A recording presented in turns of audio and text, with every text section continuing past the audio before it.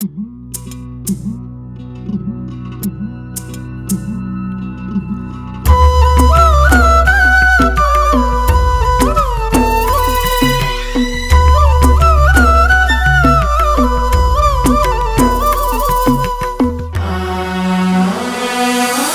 कथा सुनाते हैं शिव महापुराण की। हम कथा सुनाते हैं शिव महापुराण की। देवों के देव महादेव भगवान की। देवों के देव महादेव भगवान की। ये कथा है अमृत जीवन में वरदान की। ये कथा है अमृत जीवन में वरदान की। देवों के देव महादेव भगवान की। देवों के देव महादेव भगवान की।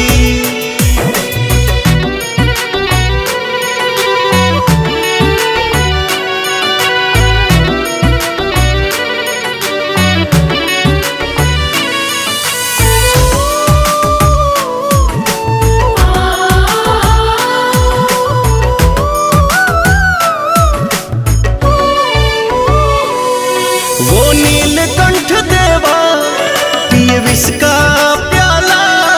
त्रिपुरासुर का संहार कर डाला।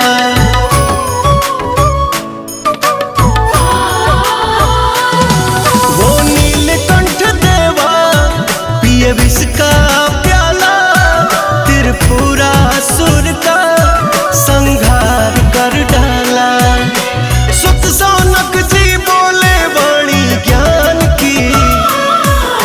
सुत सौनक जी बोले वाणी ज्ञान की।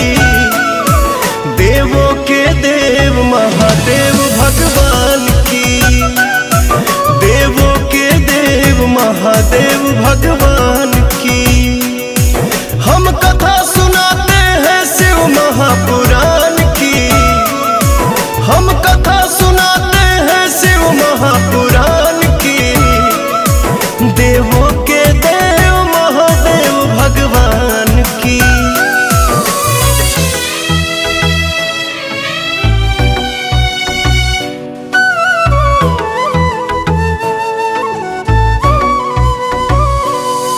जो शिव पुराण गाता वो मोक्ष को पाता। शिव महागुरु महाकाल हम सबके हैं दाता।